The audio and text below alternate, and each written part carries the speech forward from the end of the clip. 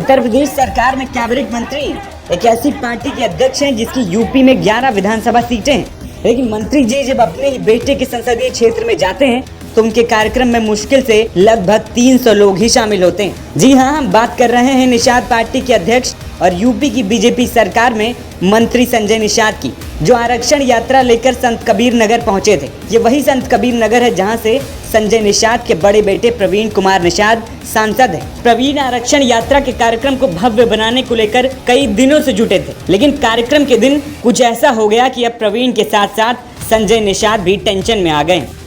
दरअसल कार्यक्रम को भव्य बनाने के लिए जिले से कार्यकर्ता तो बुलाए ही गए, अगल बगल के लोगों को भी न्योता दिया गया। कार्यक्रम रात में था तो लोगों के लिए खाने का भी इंतजाम किया गया, लेकिन लगता है लोगों को संजय निषाद पसंद नहीं आ रहे हैं। तभी तो कार्यक्रम के दौरान जितनी कुर्सियां भरी थी उसके 3-4 गुना कुर्सियां खाली पड़ी थी। कार्यक्रम के लिए करीब 1 एकड़ की जगह पर टेंट लगाया गया था। भीड़ दिखाने के लिए पंडाल में खूब कुर्सियां लगवाई गई थी, मगर 70% कुर्सियां खाली नजर आईं।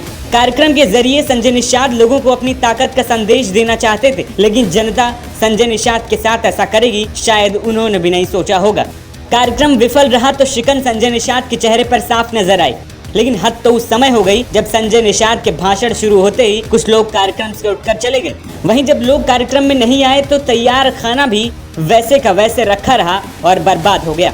इस कार्यक्रम की विफलता के बाद संजय निषाद के सामने कई बड़े सवाल खड़े हो गए कि उनके ही समाज के लोग, उनकी ही पार्टी के वोटर उनसे दूरी क्यों बनाने लगे। क्या निषाद समाज के लोगों में संजय निषाद के लिए नाराजगी है? और अगर ऐसा है तो आने वाले समय में संजय निषाद और उनकी पार्टी के लिए मुश्किलें खड़ी हो सकती हैं। बहरहाल भीड़ क्यों नहीं आई, इसकी असल वजह संजय निषाद ही जानते होंगे। फिलहाल उनके सामने अब ये चुनौती होगी कि अगर उनका वोटर उनसे नाराज है तो दोबारा उसे कैसे खुश किया जाए, क्योंकि कुछ महीनों में लोकसभा के चुनाव हैं। संजय निषाद 37 सीटों पर चुनाव लड़ने का दावा ठोक चुके हैं, लेकिन अगर आलम यही रहा तो बीजेपी इस बारे में जरूर सोचना शुरू कर देगी। 7 जून 2015 को यही संत कबीर नगर था, जहाँ संत कबीर नगर के धरती पर एक आवाज उठी थी। कौन है भाई? लड़के कौन है जो दूर है? हाँ? अच्छा,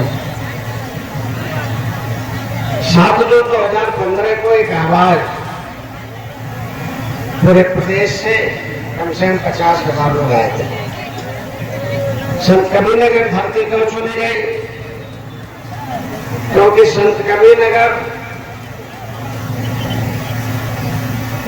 कभी अकेले कभी गांव से चल के आए थे।